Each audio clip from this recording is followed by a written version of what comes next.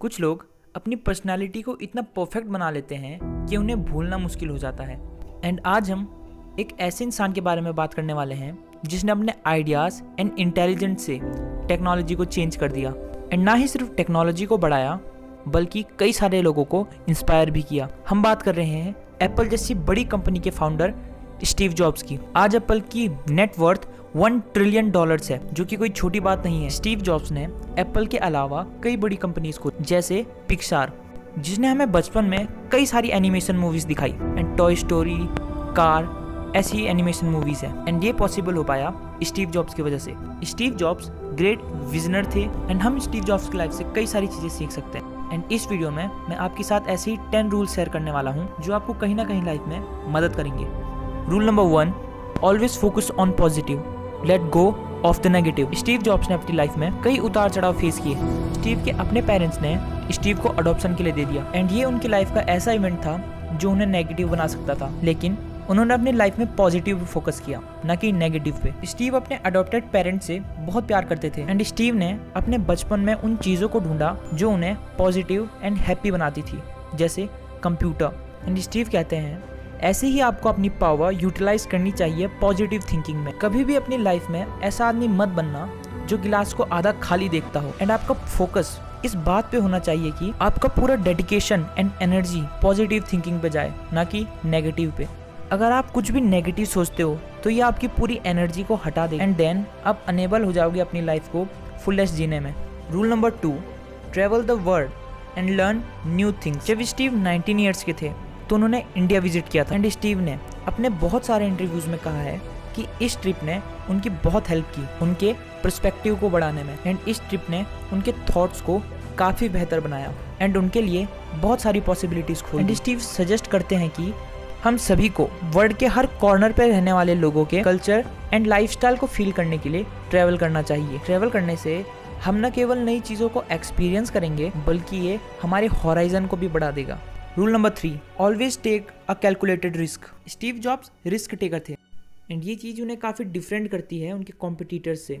शायद ही कोई ऐसा सीईओ होगा जो किसी नए प्रोडक्ट को बनाने के लिए एग्री कर दे जो कंपनी के मेन प्रोडक्ट की मार्केटिंग खत्म कर दे। बट स्टीव जॉब ने ये रिस्क लिया आईफोन को इंट्रोड्यूस करके, जब आईपॉड उनका बेस्ट सेलिंग प्रोडक्ट था। आईफोन के मार्केट में आने से आईपॉड की मार्केटिंग खत्म हो गई, लेकिन आईफोन ने उभरते स्मार्टफोन के वर्ल्ड में काफी प्रॉफिट कमाया। एंड यही बात स्टीव जॉब्स हमें बताना चाहते हैं कि लाइफ में आगे बढ़ने के लिए हमें रिस्क लेना होगा, बट ध्यान रहे कि रिस्क शुड बी कैलकुलेटेड।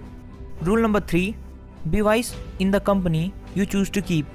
ये सजेशन स्टीव उन लोगों को देना चाहते हैं जो बड़े बिजनेसेस रन कर रहे हैं, जो लोग आगे चल के बिजनेस खोलने की सोच रहे हैं। स्टीव ने खुद को हमेशा ग्रेट माइंडसेट वाले लोगों के बीच रखा। कुछ इंपॉर्टेंट लोग जिन्होंने स्टीव जॉब्स के साथ काम किया था, John Lester and Tim Cook, इन लोगों ने स्टीव की काफ़ी मदद की एप्पल को एक वैल्यूएबल कंपनी बनाने के लिए। एंड स्टीव हमें यहाँ ये सजेस्ट करते हैं हमें भी उन लोगों के साथ रहना चाहिए जिनके पास ग्रेट माइंडसेट है, बिना अपने ईगो को सामने लाए।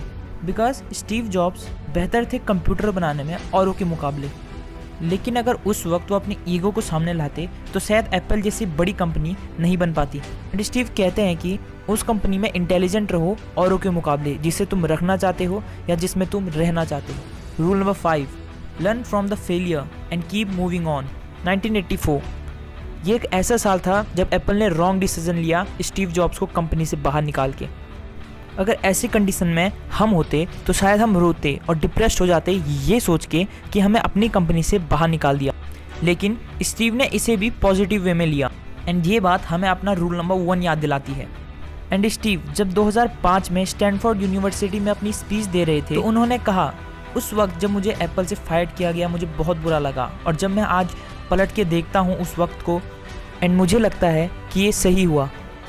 एंड ये एक तरीके से सही भी था, क्योंकि स्टीव ने एप्पल से फायर्ड होने के बाद एक न्यू कंपनी स्टार्ट की, नेक्स्ट, जिसने एनिमेशन मूवीज़ बनाना स्टार्ट किया और हमें बचपन में कई सारी एनिमेशन मूवीज़ दिखाई। हम में से कई लोग अपने फेलियर से भी डर जाते हैं, पर हमें अपने फेलियर से नहीं डरना चाहिए, क्योंकि it's not end of the end. हमें फेलियर्स को एज एन अपॉर्चुनिटी लेना चाहिए अपने आप को इम्प्रूव करने के लिए। Rule number 6, do only what you truly love.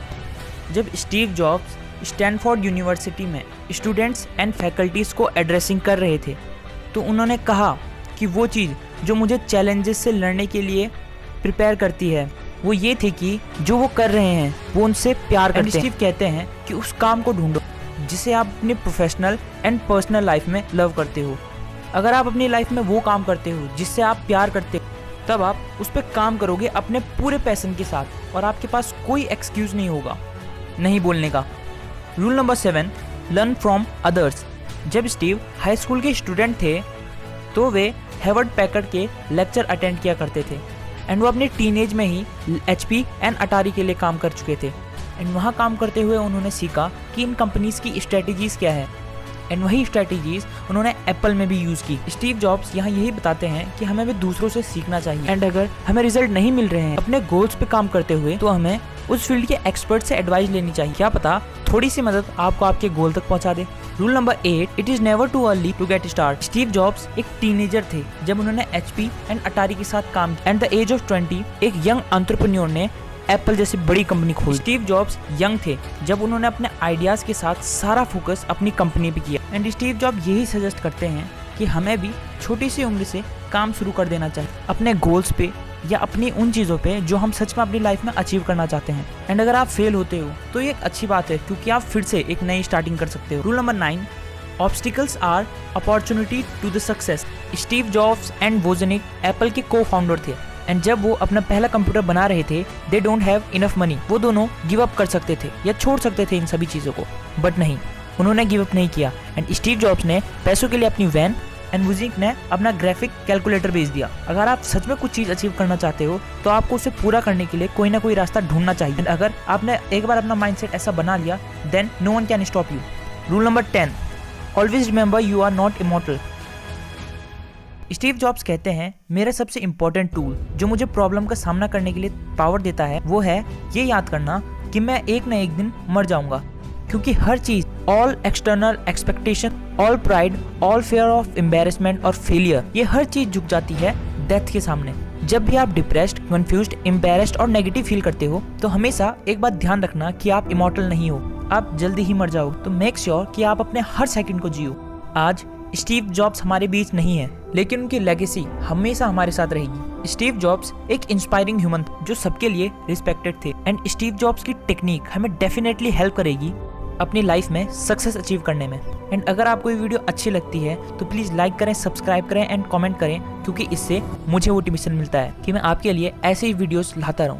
Thank you for watching, bye bye.